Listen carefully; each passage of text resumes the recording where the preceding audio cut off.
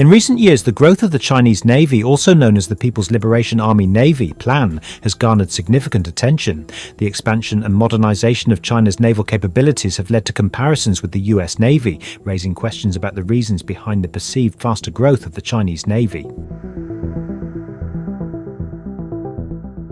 Alright, I'm excited to unpack the nuances of China's naval rise and what it means for America and the global balance of power. Grab a cup of coffee because we're going on a deep dive into the world of naval strategy, geopolitics and military technology.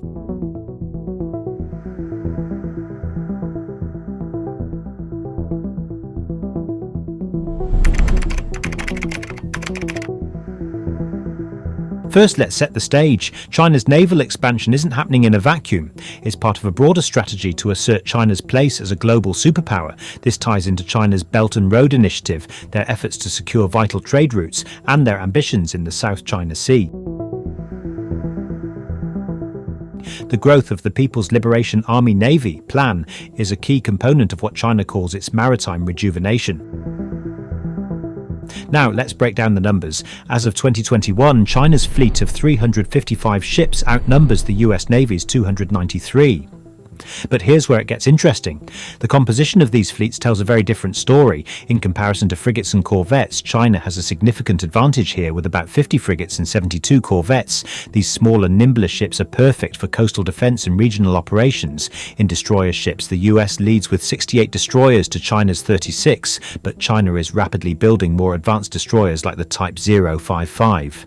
In submarines, the US has 68 submarines, all nuclear-powered, to China's 79, mostly diesel-electric with about 12 nuclear subs. And last in the aircraft carriers fleet, here's the big one. The US has 11 nuclear-powered supercarriers, each capable of carrying 80-plus aircraft. China has 2 smaller carriers with a third on the way, carrying about 40 aircraft each. So what's the point? This is where the quality versus quantity comparison comes in.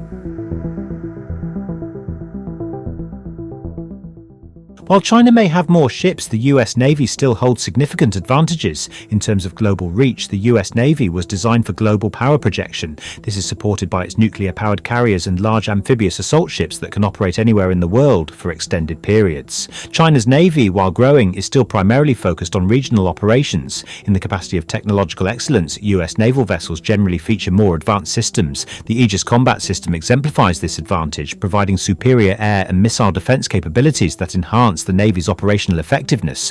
While China has more subs, US nuclear submarines are quieter, can stay submerged longer and carry more advanced weapons. Additionally, the US Navy has decades of experience in carrier operations, utilizing advanced aircraft such as the F-35C and E-2D Hawkeye. This experience translates into effective carrier strike group operations that are crucial for modern naval warfare. Meanwhile, China is still developing its carrier air wings and lacks the extensive operational history that the US possesses.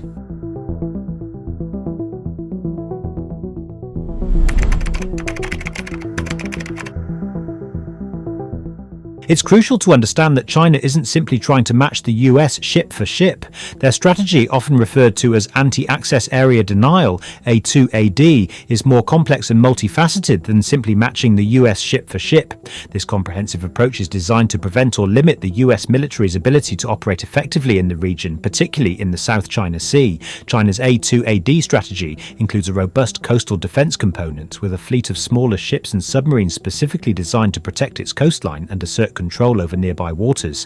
One of the key components of China's A2AD strategy is its investment in advanced missile technology. The DF-21D, often referred to as the carrier killer, is a prime example. This anti-ship ballistic missile is capable of targeting US aircraft carriers, forcing them to maintain a safe distance from Chinese waters. Additionally, China's construction of artificial islands in the South China Sea extends its defensive perimeter and provides strategic bases for aircraft, missiles and other military assets. These man-made islands serve as forward operating bases, enabling China to project power more effectively and control key maritime zones. China is also heavily investing in cyber warfare capabilities and space-based systems to target US naval advantages. These technologies allow China to disrupt US command and control systems, interfere with communication networks, and even conduct space-based space surveillance and strikes. This integration of cyber and space elements into its A2AD strategy further complicates the US Navy's operations by introducing new dimensions of vulnerability. By combining robust coastal defenses, advanced missile capabilities, strategic artificial islands, and sophisticated cyber and space operations, China seeks to impose significant costs on any potential adversary attempting to operate in its vicinity.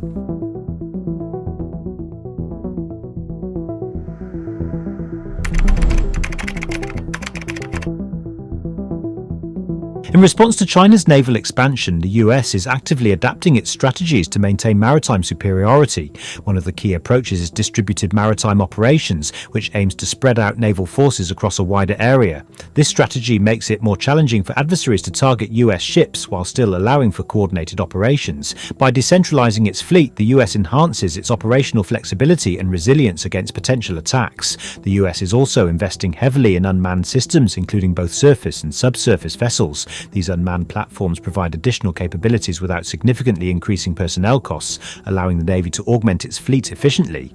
Furthermore, the development of advanced weapons such as hypersonic missiles, directed energy weapons, and sophisticated electronic warfare systems is ongoing, ensuring that the US Navy remains at the forefront of technological innovation in naval warfare. Strengthening alliances is another critical aspect of the US response. The Navy is deepening cooperation with allies like Japan, Australia, and India through joint exercises, technology sharing, and strategic dialogues. Additionally, there is an ongoing debate about restructuring the force to include a larger number of smaller, more versatile ships that can complement traditional big-deck carriers and amphibious assault ships. The incorporation of artificial intelligence and network-centric warfare strategies further enhances decision-making and coordination across dispersed forces, ensuring that the US Navy can counter China's growing capabilities effectively.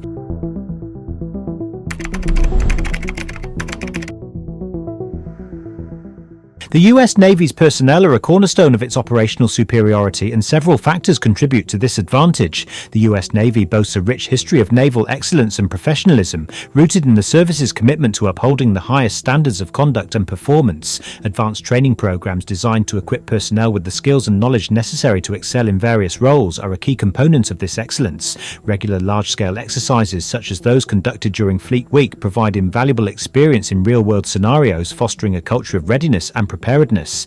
A diverse volunteer force with high retention rates is another significant advantage. The volunteer nature of the force means that sailors are more likely to be invested in their roles and dedicated to their duties. Experienced non-commissioned officers, NCOS, play a vital role by providing continuity and expertise. These seasoned leaders have accumulated extensive knowledge and experience over their careers, which they use to mentor and guide junior personnel. Their leadership and mentorship help ensure that the skills and traditions of the Navy are passed down through generations, contributing to the service's enduring excellence. China is working to close this gap, but building such institutional knowledge and experience takes time.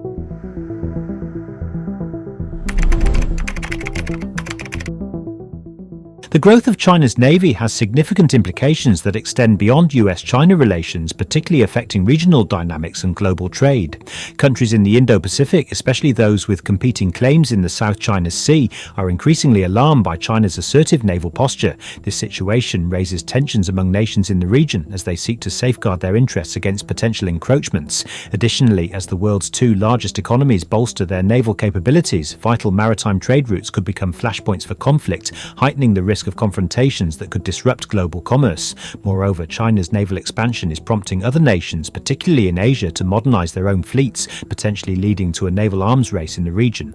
This competitive environment is driving rapid advancements in naval technology as countries strive to keep pace with one another. The increased naval activity also raises environmental concerns, particularly in sensitive marine ecosystems like those found in the South China Sea. As nations navigate these complexities, the interplay between military expansion and environmental stewardship will be crucial in shaping future maritime policies and regional stability. As we look ahead, several key questions emerge. How will climate change and the opening of Arctic sea routes affect naval strategies? Can the US maintain its technological edge in an era of rapid Chinese advancement? How will emerging technologies like AI, quantum computing, and hypersonic weapons reshape naval warfare? Is there a risk of miscalculation leading to conflicts, particularly in hotspots like the Taiwan Strait? How can the international community work to establish norms and reduce the risk of naval confrontations? Just imagine. So yes, China now has the world's largest largest navy by ship count, but numbers don't tell the whole story. The US Navy still holds significant advantages in key areas like power projection, technology and experience. However, China's rapid naval expansion and focused strategy present a serious challenge to US naval dominance, particularly in the Western Pacific. What do you think about this complex situation? How do you see the balance of naval power evolving in the coming decades? The seas are changing and the tide of naval power is shifting. It's a fascinating time to be watching these developments, and the decisions made in the coming years will shape the future of global maritime security for decades to come.